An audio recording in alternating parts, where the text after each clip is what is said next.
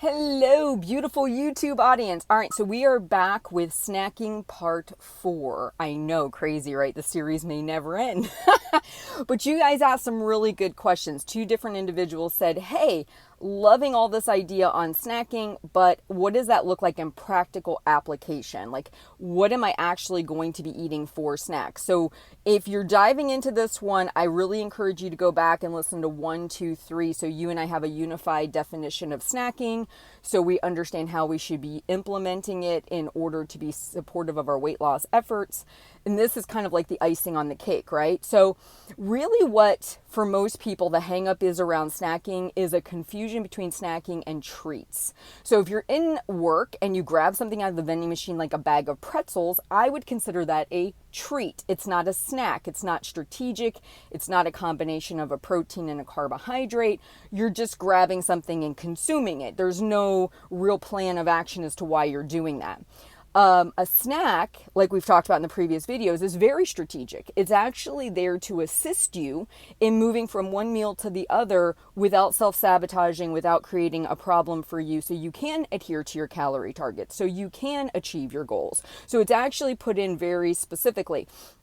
The snacks where our marketing has confused us is we see things on TV like Pringles and they say snacking.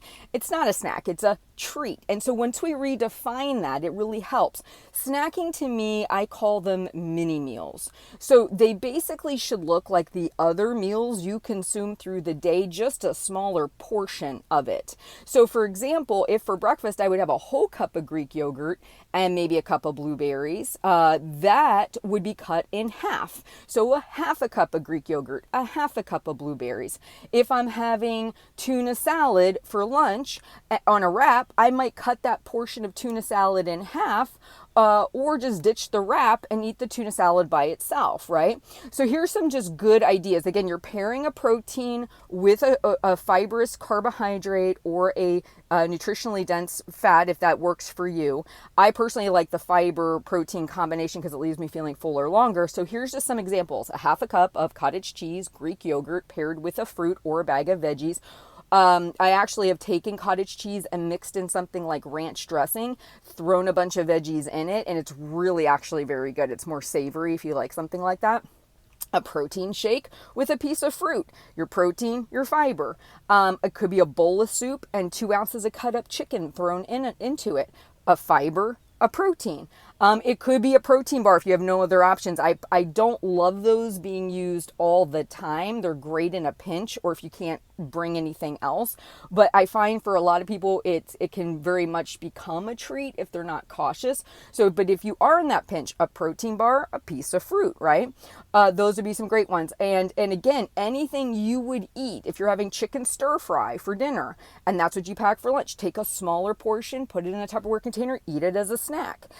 It doesn't have to be complicated. Don't overthink it. As long as you understand the purpose of a snack and the distinction between a snack and a treat, then it will help guide you as to what to select. Now, I do have a protein cookbook where I share my tuna salad recipe, and I cook a bunch of things ahead of time for snacks that I enjoy, like protein pumpkin custard, protein cheesecakes. I make a lot of like protein muffins and breads and stuff like that. But I make those like on the weekend and I package them up and take them with me through the week because not always do I want the tuna salad. Not always do I want the chicken salad. So I sometimes like things that are a little bit different, but I have to take the time over the weekend to prepare them for snacks over the course of the week. So, and there's a lot of recipes out there. Like if you type in the word protein and muffins or protein and, like pumpkin custards or protein and cheesecake, you're going to find a ton of variations on these things that would act as great snacks that you make ahead. Generally speaking, good snacks are not going to come from vending machines. They're not going to be in the office break room. They're going to have to be things you intentionally pack, strategically bring to put into your day, or you make ahead of time. Those are just some good core nuggets to think about. I'm going to leave the link to my protein cookbook in the notes for this episode. And if you are enjoying this, please like, subscribe, and leave me a comment below. If you feel there's a need for a 5th snacking video or there's something I'm still not covering that you need to hear, I would absolutely love to hear about it. You have a great day, and I'll talk to you soon.